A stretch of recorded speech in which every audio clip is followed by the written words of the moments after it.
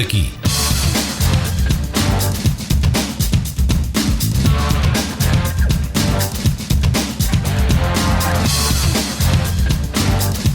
Falar daqui, a região em foco. Boa tarde. Hoje em destaque o apoio a idosos. Nas sociedades originais ou tradicionais, os idosos sempre tiveram e têm um lugar especial pela sua experiência, saberes e importância social.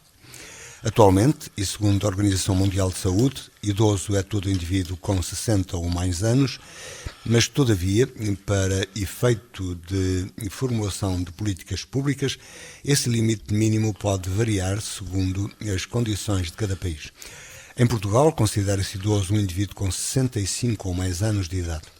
E, à semelhança de outros países da União Europeia, tem apresentado um aumento significativo do número de idosos, sendo o envelhecimento da população considerado como um dos fenómenos demográficos mais preocupantes nas sociedades modernas. Ainda segundo dados do INE, Instituto Nacional de Estatística, de 2012, o aumento de pessoas com mais idade passou de 41 em 2001 para 48 em 2011, o que indica que por cada 100 pessoas com 65 e mais anos, 48 têm idade igual ou superior a 75 anos. Neste sentido, quanto mais alto é o índice, mais envelhecida é a população idosa, e o índice de envelhecimento também se acentuou, subindo de 102 em 2001 para 128 em 2011, o que significa que por cada 100 indivíduos jovens há 128 idosos. E esta situação cria algo a que alguns chamam conflito de gerações. Com a implantação do regime democrático em 25 de abril de 1974 e a aprovação da Constituição de 1976, as pessoas idosas passaram a ter uma atenção especial e direitos próprios, tendo em conta as suas características, também elas especiais, com base no artigo 63. Recorda-se que passou a haver a garantia de rendimento para esse grupo etário, com a atribuição de pensões ou reformas nos regimes não contributivos, e assegurados também outros direitos como a saúde e o apoio na velhice, com base no conceito hoje adotado e geral de que a qualidade de vida, que relativamente aos mais idosos é um conceito abrangente e influenciável pela saúde física e psicológica, grau de independência, relações sociais, crenças pessoais e relação com o contexto ambiental onde se insere, segundo a Organização Mundial de Saúde. Esta preocupação da sociedade e do Estado com os seus séniores promoveu o desenvolvimento de um conjunto de serviços destinados a esses grupos etários, proporcionados pela Segurança Social, instituições particulares de solidariedade social e mesmo serviços privados. Parece contraditório, mas não é. Esta situação demográfica resulta do desenvolvimento das sociedades que, apesar de avanços e recuos, proporciona melhores condições de vida e de saúde e daí uma maior expectativa ou esperança de vida.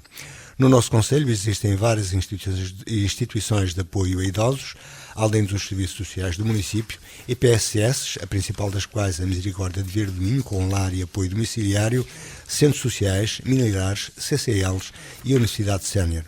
Na região norte foi constituída no dia 19 de dezembro de 2013 uma Comissão de Proteção ao Idoso, com sede em Braga, que tem como objetivos proteger e promover os direitos dos idosos quando está em risco a segurança, a saúde, direitos sociais e a dignidade humana. É uma associação sem fins lucrativos e de voluntariado social e tem também o estatuto de IPSS. Para falar então dos idosos, da sua importância na família e na sociedade, convidamos, no contexto e ainda o contexto atual, convidamos e temos em estúdio Carlos Branco, que é Presidente da Direção da Comissão de Proteção ao Idoso do Norte. Boa tarde, obrigado por ter vindo. Obrigado. Aquilo que foi dito de que haver mais idosos significa desenvolvimento, mas significa também problemas. Um deles é a questão dos conflitos, daquilo que se chama o conflito intergeracional. Muito boa tarde ao auditório da Rádio Alto Ave. Agradecer antes de mais o convite que me foi formulado para estar aqui a falar de uma temática tão relevante que é esta temática sobre a problemática, enfim, da pessoa idosa e tudo que encerra no contexto dos desafios que na atualidade se colocam. Eu, se me permitiria Começaria pelo primeiro ponto, que é a questão que abordou aqui sobre o conceito de idoso. Se é uma sociedade, geralmente as sociedades tendem a agrupar, os idosos em função do número, do número de anos vividos, portanto, da idade. Portanto, aqui numa concepção mais cronológica, se quisermos, não é? Mas, como sabe, não existe um consenso em torno deste conceito. Portanto, nós sabemos que, efetivamente, este conceito tem vindo... Inclusive, há definições para a terceira idade, há a primeira fase, segunda fase, terceira fase. E no conceito particularmente idoso, portanto, sabemos que este conceito tem vindo a variar ao longo do tempo, também consoante a cultura, consoante as diferentes geografias. Contudo, sabemos, e como aqui foi dito, que a ONU, a partir de 60 anos, que determina que a pessoa idosa, portanto, é considerada a partir aquela pessoa que tem 60 anos e mais anos. Ao nível da saúde em Portugal, 65 entra. Sim, em Portugal, nos Estados Unidos da América, na generalidade dos países, digamos, ocidentais, e geralmente esta idade corresponde, digamos, à sua idade produtiva, portanto, à idade em que as pessoas estão, de facto, no mercado de trabalho, se bem que esta realidade também já está a mudar. Hoje em Portugal já estamos a falar nos 60 e 6,7 e tendencialmente a aumentar cada vez mais. Também, e há quem trabalhe com mais de 70 anos. Também. E dizer também que, e naturalmente, que isto depende muito também das realidades geográficas.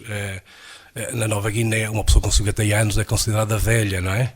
A expectativa de vida também é muito baixa. Também é muito baixa. E nós aqui em Portugal, da Europa, e nos países desenvolvidos, que nós temos esta realidade, há aqui dois grupos, os países subdesenvolvidos e os países desenvolvidos. Os países desenvolvidos apresentam taxas de envelhecimento muito elevadas, são os países, as sociedades mais desenvolvidas, da Europa, da América, etc. E depois temos outra realidade, que são os países subdesenvolvidos, onde de facto o envelhecimento, a taxa de envelhecimento é menor. E naturalmente também que os índices de envelhecimento, quando falamos de índice de envelhecimento, estamos a falar na relação entre o número de pessoas idosas com mais de 65 anos em relação aos jovens até aos 14 anos. E também aqui disse muito bem que há aqui também uma tendência a um crescente para o crescimento. O que nós vamos ter... E as vidas do mínimo, na sua geral, são 23% de jovens e 36% de idosos. Exato. De jovens, isto é, dados mais jovens. Dá para perceber um bocadinho estas dinâmicas e só para percebermos um pouco como vai ser o futuro, o Instituto Nacional de Estatística publicou recentemente alguns dados em que diz que nos próximos 50 anos Portugal vai ter uma redução drástica da população, não é? Nós temos cerca de 10,3 milhões de habitantes, de residentes, aos 8 milhões. E vamos para os 8,2 milhões de habitantes, não é? E o número de jovens vai diminuir de 1,4 para 1 milhão. Porque já não há famílias de 5 filhos, de 6 filhos, de 7, 10 e mais. Claro, e naturalmente que é isto que se deve, de facto, estas elevadas taxas de envelhecimento. Porquê? Porque, de facto, as taxas de substituição não são suficientes para compensar, de facto, depois as taxas de mortalidade, não é? E depois, por outro lado, também a imigração, que em Portugal ainda continua a ser uma constante. Os jovens emigram para outros países, para outras paragens, e acabamos por não ter depois a capacidade de equilibrar, digamos, esta balança em termos demográficos. Queria falar hoje mais na recepção de imigrantes. Será o futuro. Portanto, os países envolvidos não vão ter outro remédio, não vão ter outra solução que não aceitarem imigrantes para, de alguma forma, poderem equilibrar as suas balanças demográficas e poderem atenuar esse população ativa. E a população ativa, naturalmente. E a população ativa, claramente, até porque sabemos que em termos daquilo que é a sustentabilidade financeira e aquilo que são as receitas da Segurança Social, por assim dizer, acabam também por ter fortes impactos com este forte envelhecimento populacional, que é de dois tipos. Por um lado, as pessoas deixam de facto de descontar, não é? De estar na vida ativa, e depois, por outro lado, consomem, naturalmente, um conjunto de recursos sociais e de saúde descontaram importantes. previamente e que sustentou a geração anterior ativa. Claramente, nós vamos já também falar sobre isso. Portanto, aqui o índice de envelhecimento duplicará nos próximos 50 anos e passará de 165 para 300 idosos. Portanto, estamos aqui a falar de... temos cerca de 165 idosos para 300. Portanto, e em relação aos jovens, 100 jovens... portanto, por cada 100 jovens, portanto, esta relação índice de envelhecimento é a proporção, é a relação entre jovens e pessoas mais idosas. Portanto, e dizer que nós temos cerca de 22% de envelhecimento, não é? Portanto, o que, pronto, não foge também à tendência dos países envolvidos e inclusive... Mas essa relação entre jovens e idosos é o que alguns sociólogos caracterizam como resultar daí um conflito geracional. Pois, esse é uma grande questão. Uma grande questão porquê? Porque hoje os cientistas sociais chamam-lhe o paradoxo do envelhecimento. Porquê? Porque aquilo que parecia providencial, que era, digamos, esta longevidade que nós registamos, não é? É preciso dizer-se que em 1940 as pessoas viviam na ordem dos 47 anos de idade, não é? Atualmente as pessoas vivem até os 80 e tal anos, uma esperança de vida de 77 e 83 para as mulheres. 83 para as mulheres. Muito próxima da europeia. Estamos a falar da esperança à nascença, mas se formos a aplicar outros dados atuariais que existem, que identificam que, por exemplo, uma pessoa que tem 60 anos pode ainda, naturalmente, atendendo um conjunto de indicadores que estão num algoritmo estudado, que indicam perfeitamente que a pessoa hoje que tem 60 anos pode ter uma longevidade até aos 90. Isto resultante dos cuidados de saúde que melhoraram? Pois, era isso que eu estava a dizer. Este paradoxo de envelhecimento quer dizer precisamente isso. Que, aliás, os cientistas sociais definem-no muito bem. Que é, por um lado, aquilo que parecia milagroso, que parecia providencial, que era esta esperança média de vida, esta longevidade que nós conseguimos atingir, não é? Que acabamos agora de falar. Mas, por outro lado, naturalmente, depois o reflexo deste desenvolvimento, e devemos ficar naturalmente satisfeitos, porque as pessoas vivem mais tempo, têm uma longevidade maior, isto naturalmente graças e com melhor qualidade, graças às condições de vida da população, da saúde, da medicina, dos progressos da medicina e dos indicadores gerais da qualidade de vida. Mas, por outro lado, há aqui um reverso da medalha, que é depois o que isto representa para as sociedades em termos daquilo que é o impacto social que depois gera nas famílias e na sociedade, etc. E desde logo ressalta a questão da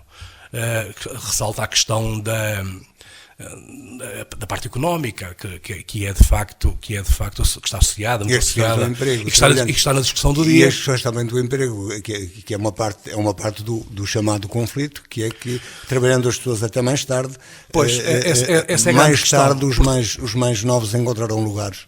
Pois, por isso mesmo, esta questão, portanto, esta questão, e depois associada a determinados estereótipos e preconceitos em relação ao envelhecimento, pode vir aqui a criar alguns desequilíbrios intergeracionais. Fala-nos desses estereótipos e desses preconceitos sobre o envelhecimento.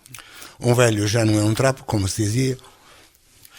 Pois, a nossa sociedade ainda está muito associada a estes estereótipos e preconceitos, se bem que tem vindo de alguma forma, eles têm vindo a ser esbatidos de alguma forma, porque as instituições estão a trabalhar nesse sentido. Hoje a sociedade é mais aberta à discussão em torno destas questões, destas temáticas. Hoje os jovens debatem estes problemas nas escolas, as redes sociais, aceitam melhor a digitalização. Aceitam melhor na família. Aceitam, contudo, devo dizer que ainda há muito trabalho a fazer, há aqui, digamos, um caminho a trilhar muito importante. Porquê? Porque ainda consideramos o idoso, e até a própria comunicação social, vemos que quando se referem aos idosos, referem sempre como ao idoso como estando fora do contexto produtivo, que é um fardo para a sociedade, que são consumidores de recursos sociais, que estão lá na fila de espera para os centros de saúde. Mas se é esquecer que já foram produtores. Exatamente, mas esquecem-se de facto que já tiveram uma alta atividade produtiva e que ainda hoje são de facto, representam um valor acrescentado para a família e para a sociedade. Porquê? Porque são eles que naturalmente são o pilar em termos económico-financeiros da família. Em alguns casos, claro.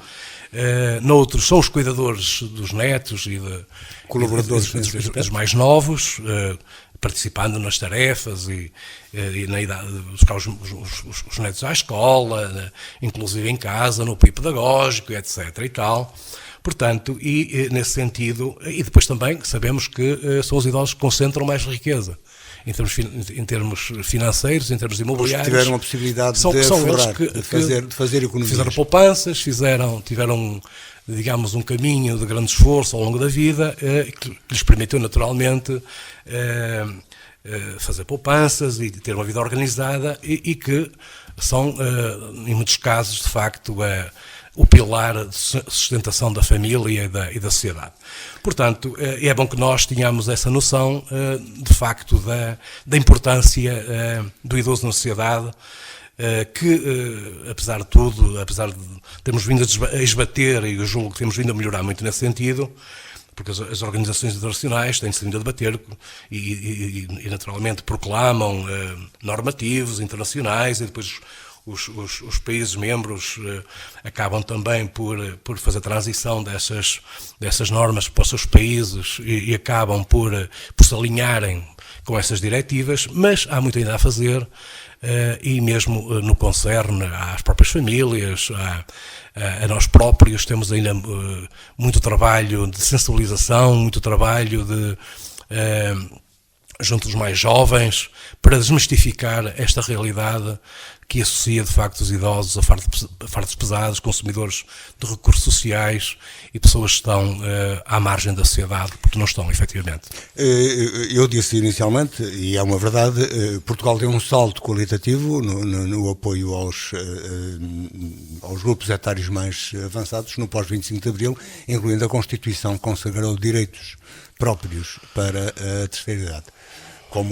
Como para todos, o direito à saúde, o direito a uma vida saudável, o direito ao respeito, o direito à sua liberdade de expressão, que é algo que não existia antes, mas também, e a juntar isso tudo, os apoios nas situações mais complicadas. E daí nasceram os municípios hoje, todos eles têm um serviço social que apoia.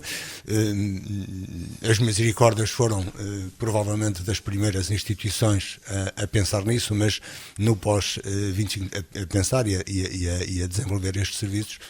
Mas no pós-25 de Abril e com este progresso demográfico, aconteceu que era necessário dar atenção e cuidados, uma vez que a sociedade também muda, na medida em que hoje um casal que tenha 2 filhos, podem casar os dois e naturalmente têm a sua própria casa, já não acontece como noutras alturas, como noutros tempos acontecia, e como ambos trabalham, têm dificuldade em prestar apoio. Daí o conjunto de serviços, de instituições que foram aparecendo no pós-25 de Abril e que se tem vindo a desenvolver. Sim, efetivamente é verdade. Incluindo a instituição, a comissão de que faz parte, de que falaremos mais adiante. Efetivamente confirma-se esta evolução, digamos, este quadro legal de apoio aos idosos, portanto, em termos de ordenamento jurídico. Eu penso que nós temos um ordenamento jurídico que é rico e protege efetivamente os idosos, mas depois convenhamos que há aqui, ele próprio é espartilhado, há muitas leis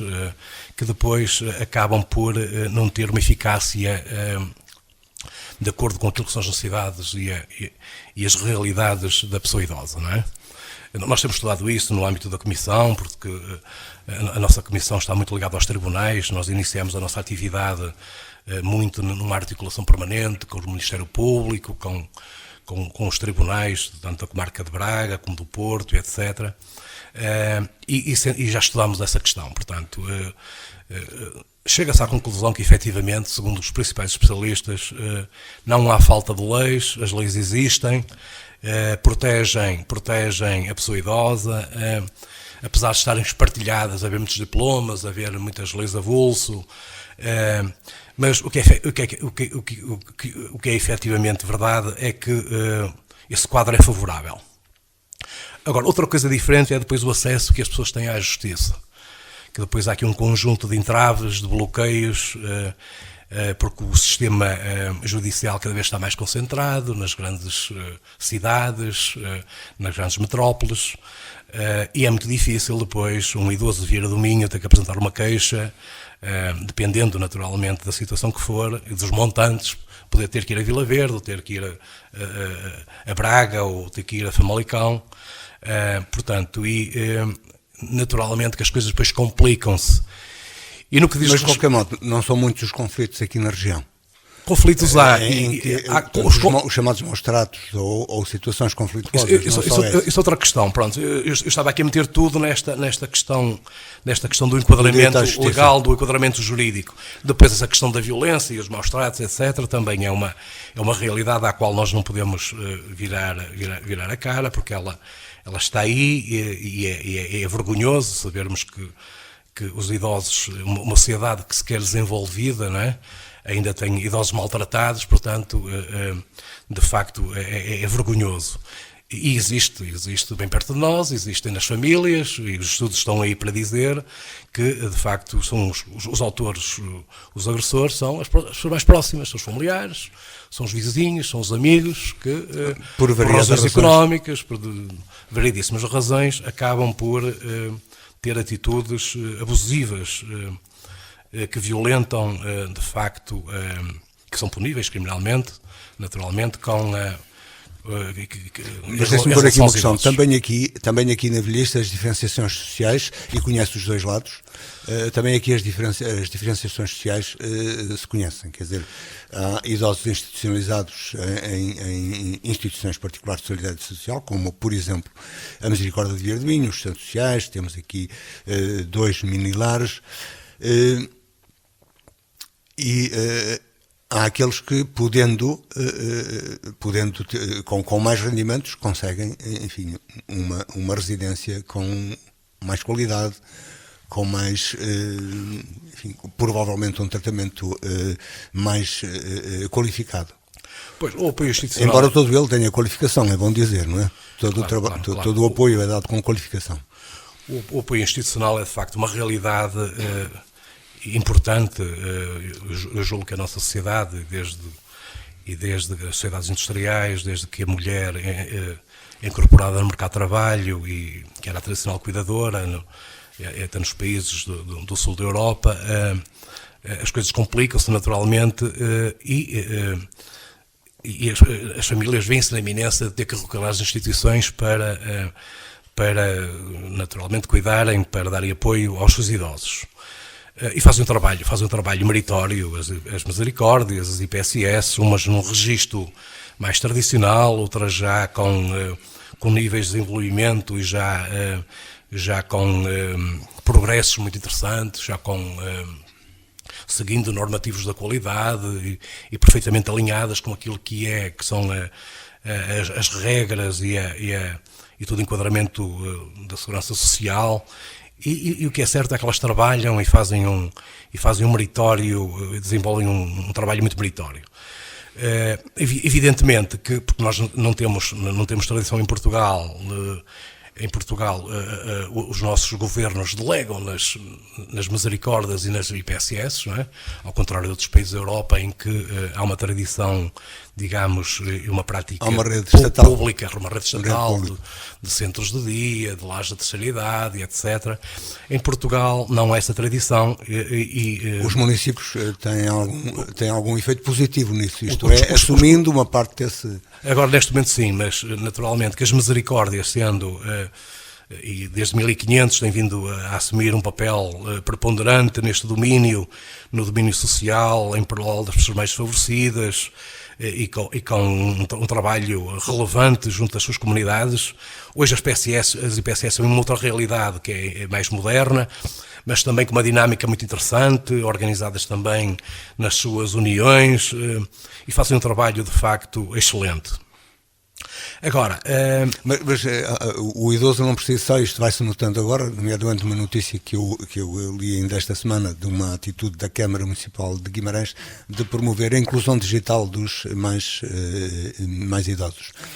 Porque não é só promover-lhes abrigo, alimentação, cuidados, é algo mais, quer dizer, um idoso não precisa só disso. Terá que haver essa perspectiva, terá que haver essa perspectiva muito mais ampla, mais enquadradora, mais integradora.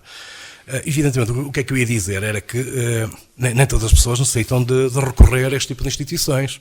Aliás, seria desejável que as pessoas envelhecessem no seu quadro habitual de vida. Hoje a nova tendência é que o aging in place, que as pessoas viverem no seu quadro habitual de vida, investimento no lar, não é? Investimento no seu lugar. No seu quadro, no seu lar, não é? Na sua casa, não é? Evidentemente que... Só que isso é difícil com as instituições atuais relativamente ao trabalho. Para os familiares é complicado, é complicado para as condições habitacionais que não têm acessibilidades para poder atender às necessidades específicas da pessoa idosa. Portanto, e nós também, no âmbito da Comissão, temos dado sugestões e temos feito algumas recomendações no sentido também de haver mais apoios por parte dos organismos do Estado, através da Segurança Social, etc., para apoiarem mais as famílias no sentido de se poder proporcionar obras de melhoramento nas casas de banho, para haver acessibilidade, para as pessoas para o idoso poder ir à casa de banho sem haver, digamos, barreiras arquitetónicas que o impeçam de o fazer. Ora, evidentemente que isso é muito difícil, os recursos são muito limitados sempre, e não é fácil que a curto prazo haja de facto melhoramentos muito significativos a esse nível. Mas de qualquer maneira a sua experiência diz que há alguma evolução interessante nesse nível. Os países envolvidos, os mais ricos, estão a optar por esse campo. Depois, naturalmente, que estas respostas são todas complementares. Evidentemente que os lares agora são designados por estruturas residenciais para idosos, as ERP, não é? Os centros de dia, os centros de noite não têm grande implantação, mas também poderia ser uma resposta interessante.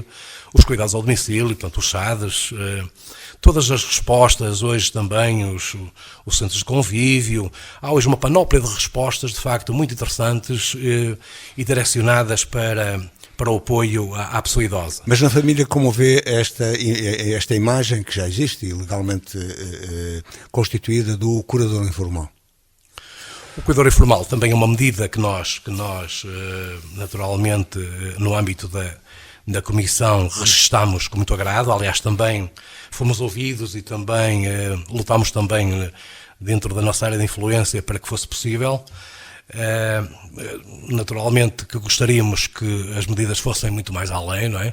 Porque, como sabe, está muito afunilada, as medidas estão muito afuniladas, o que quer dizer que são poucos os cuidadores informais que cabem neste momento na atual legislação e, portanto, era bom que este universo se alargasse, digamos, uma grande maioria de famílias, porque estes cuidadores, de facto, para além de ter uma condição económica diminuída, estão, a maior parte das vezes, destroçados em termos psicológicos, afetivos, porque deixaram tudo para trás para cuidar do seu ente, e tem que ser pessoas, têm que ser apoiadas, e as instituições e o próprio Estado têm que reconhecer o trabalho destes cuidadores informais. O tempo vai andando e nós temos 10, 12 minutos para concluir esta conversa. E ainda não falamos exatamente de uma das propostas da conversa de hoje, que é a Comissão de Proteção do Idoso, nascida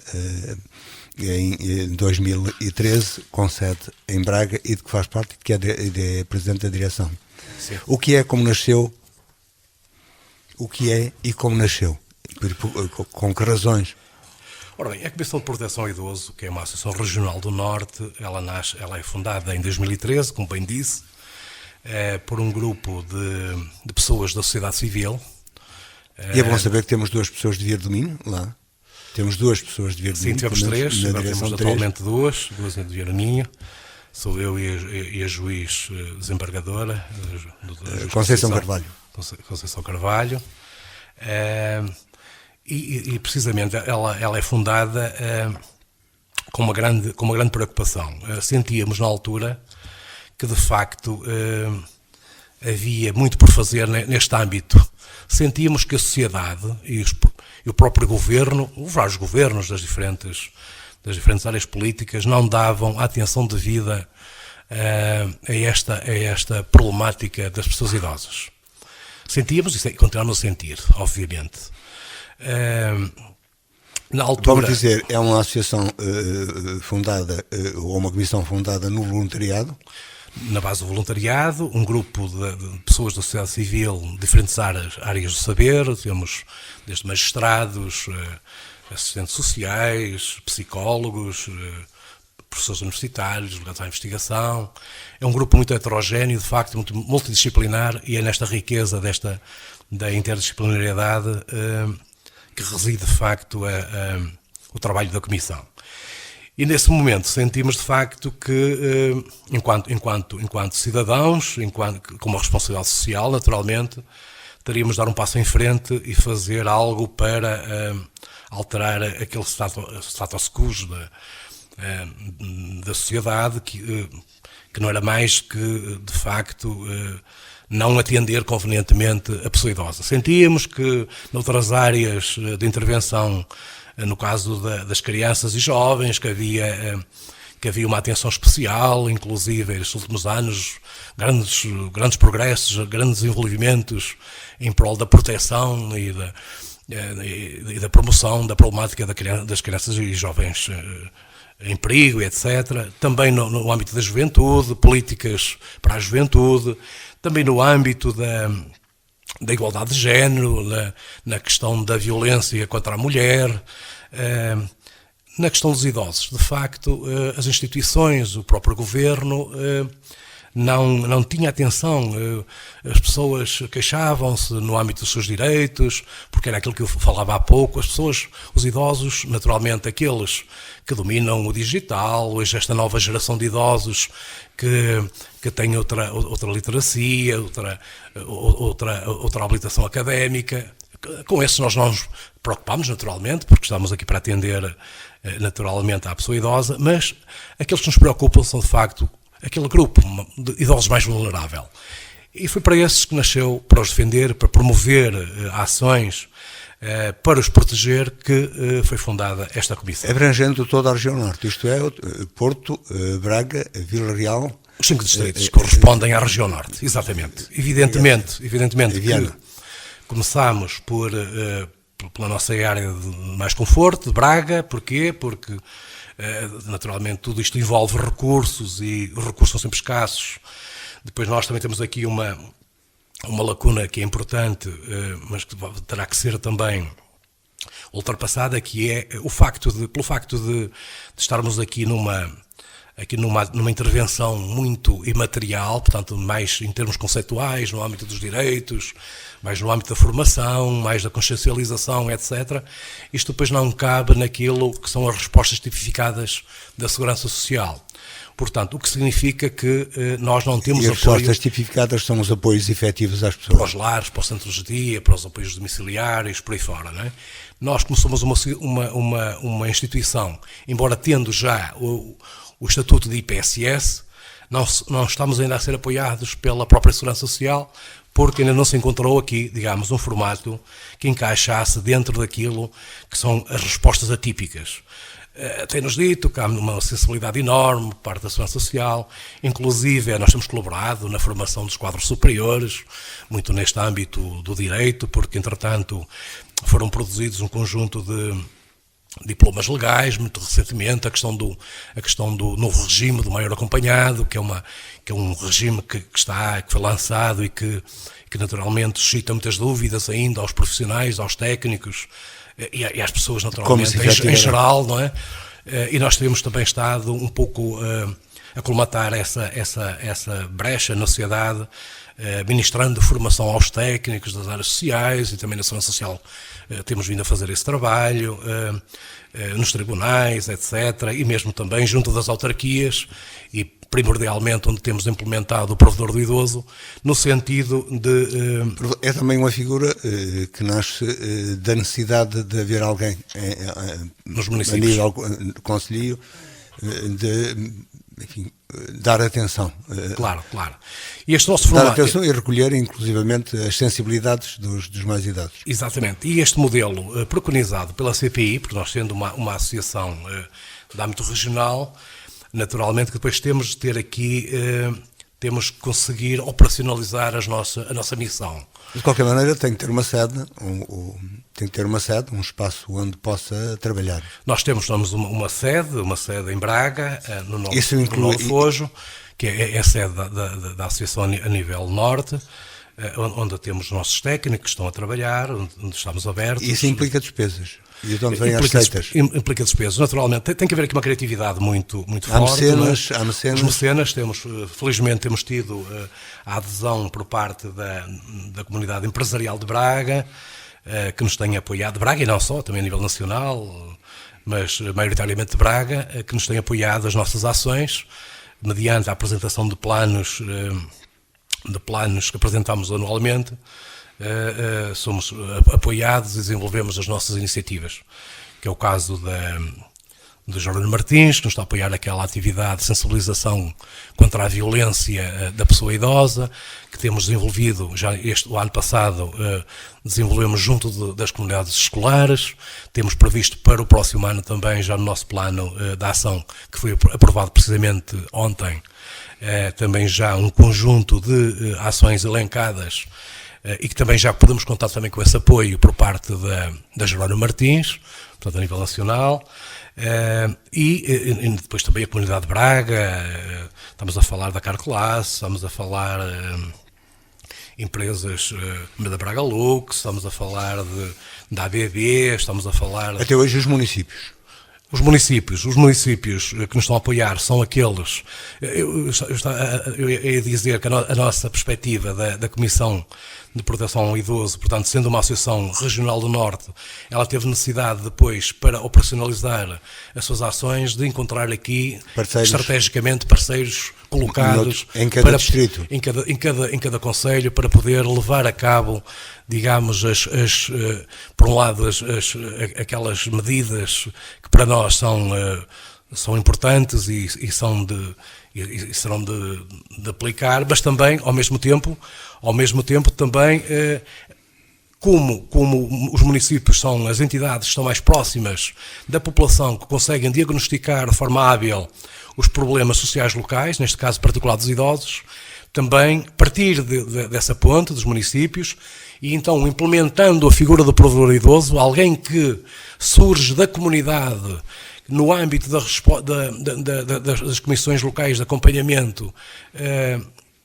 é nomeado, é eleito para esta função, e que depois vai naturalmente interferir, digamos, naquilo que são as políticas sociais, e ser o parceiro, assessorando os municípios, o interlocutor, ouvindo naturalmente as diferentes sensibilidades por parte dos idosos e propondo naturalmente medidas de política social no sentido de contrariar as dificuldades e ao mesmo tempo podermos também dar depois corpo a um conjunto de preocupações que podemos levar depois naturalmente ao Parlamento e às entidades governativas competentes no sentido depois de incluírem também nos seus planos de governo e nas suas ações concretas. Portanto, esta estratégia de cooperação, por assim dizer, apoiada nas câmaras municipais, que é o caso aqui de Vieira do Minho, é o caso da Póvoa de Lanhoso, é o caso de Guimarães, é o caso de Amares, é o caso de Terras de Ouro, que já estão implementados, e entretanto estamos agora para replicar também Vila Verde, também Cabeceiras de Basto, e também Esposende e noutros concelhos que estamos já também, enfim, já com um processo de protocolo adiantado para podermos avançar nesse sentido. Aqui Vieira do Minho, temos aqui o nosso provedor, a doutora Joaquina, o doutor Joaquina Golhoso, FIC. Também fomos naturalmente muito bem recebidos aqui pela autarquia, que desde logo nos acolheu. E tem sido geral essa receptividade? É geral, para já tem sido nos concelhos onde está implementado o provedor idoso, porque isto também obriga a uma comparticipação pecuniária, naturalmente, porque depois em contrapartida há um conjunto de ações de formação, de assessoria e de trabalho depois no terreno, e que envolve naturalmente custos e que a Comissão, não tendo naturalmente recursos, terá de contar com esse tipo de apoios. Mas é graças na qualidade graças... de IPSS, pensam, já referiu a Segurança Social, que tem mantido, enfim, uma atitude aparentemente passiva, pelo que diz, relativamente receptiva, mas passiva na ação. A espera da Segurança Social, uma vez que tem também essa qualidade de IPSS, vir a ter apoio da Segurança Social. O cenário para o futuro vai ter que mudar profundamente, porque de facto nós estamos a fazer um trabalho que já hoje é impactante na sociedade, que representa de facto, que tem repercussões sociais, porque já estamos a falar, por exemplo, na campanha de sensibilização que desenvolvemos, estamos a falar de 12.000 alunos que foram envolvidos. Estamos a falar de 58 agrupamentos escolares, portanto, estamos a falar de um volume de agentes que estão no terreno, naturalmente, não falando em professores, encarregados de educação, etc., e que a nossa meta é, naturalmente, duplicar para o próximo ano. Evidentemente com boa receptividade em todas as escolas também. Total. Superou as expectativas. Este ano, inclusive, já temos aqui pedidos para colaborar na questão de elaboração dos currícula naquilo que diz respeito depois à componente pedagógica das escolas, poder desenvolver currículos que tenham depois naturalmente também estas componentes no âmbito da geriatria, no âmbito da cidadania e da sensibilização dos mais jovens, de facto, para estas questões da violência contra a pessoa idosa, que é, como dizia há pouco, vergonhoso. Último minuto e meio, aprovado já o plano para 2022, que perspectivas e que ações principais? O nosso plano de ação para o próximo ano, ele centra-se em 3 eixos fundamentais. Um primeiro, que é esta sustentabilidade económica e financeira, porque sem isto nada feito. Portanto, aqui vamos continuar a apostar, enfim, na angariação de associados coletivos, empresas, instituições sociais, etc., que têm ultimamente também aderido muito ao nosso projeto, e também singulares, evidentemente. Vamos continuar nesta linha também do reforço do mecenato social, também, que estamos a sentir que a comunidade está a receber-nos e a reconhecer o nosso trabalho. Continuar, naturalmente, a replicar e a ampliar a figura do provedor de idoso, e reforçando também este papel. Sentimos que também há aqui necessidade de avançar, inclusive com plataforma digital, que agregue todos os provedores do idoso, onde eles possam comunicar internamente, com modelos tipificados, aprovados por nós, criteriosamente informados do ponto de vista científico, e isto naturalmente que envolve aqui custos, e temos de encontrar aqui formas e fontes de financiamento adequadas para isto. Depois, temos aqui uma área também excelente, que é a área de investigação, a produção e publicação de conteúdos científicos. Como sabe, lançámos aqui aqui em finais de julho, aqui um livro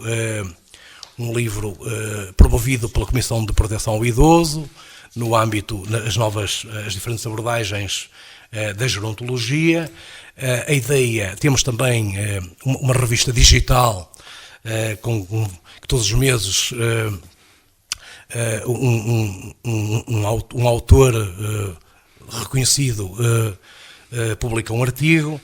E vamos continuar também no âmbito das publicações, vamos também desenvolver um protocolo com a Universidade do Minho, com a Faculdade de Medicina, no sentido também de trabalharmos as questões do envelhecimento, mas muito numa perspectiva da saúde. E é um pouco, digamos, em termos gerais, os principais eixos que temos para desenvolver no próximo ano. Só para concluir, e tendo em conta a sua experiência, o seu conhecimento, já quer o conhecimento académico, quer a experiência que tem nesta área, vê boas perspectivas para o futuro dos mais idosos no país? Eu penso que sim. Realisticamente. Eu penso que o futuro, eu penso que nós temos aqui este momento do Covid que nos deu para pensar, para parar e para pensar. Os idosos, neste momento, foram os mais prejudicados, porque numa primeira fase que ainda não estávamos preparados para atacar, digamos, o efeito do Covid, nós estávamos a discutir se os ventiladores seriam para os idosos ou para os jovens, não é? E sabemos que os idosos, de facto, inicialmente foi aqui um grupo de alguma forma, digamos, minorizado e pouco reconhecido. Eu julgo que há um conjunto de desafios das instituições públicas, privadas, a sociedade civil, terá de se unir em torno deste grande desígnio, que é, de facto, a qualidade de vida e a dignidade da pessoa humana. As instituições estão no terreno, estão a trabalhar, as agências internacionais estão muito empenhadas, de facto, neste novo paradigma que é dar uma nova dignidade à pessoa idosa. Também estava na vacinação dos países mais fragilizados e isso ainda não chegou. Exatamente. E eu julgo que, apesar de tudo, a tendência e a consciência até das gerações mais vindouras será muito nesse sentido, de facto, de reconhecer o papel social do idoso na sociedade e que, para ter uma sociedade desenvolvida e inclusiva, terá de passar naturalmente com esta preocupação e atenção na pessoa idosa. Já passamos um bocadinho além do nosso tempo, foi uma conversa que voltaremos a repetir, tentando atualizar naturalmente, acompanhar o trabalho da Comissão, além como habitualmente daquilo que se passa aqui no Conselho. Agradeço mais uma vez a presença de Carlos Branco, que recordamos é licenciado na área do Serviço Social e tem doutoramento na área da Gerontologia. Onde quer que nos tenha escutado, continuo com um bom fim de semana, 2 a 8 dias, vamos continuar a falar daqui. Boa tarde.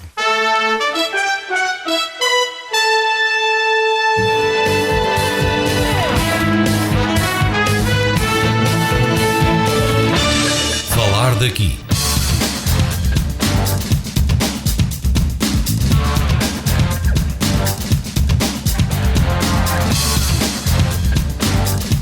Falar daqui, a região em foco.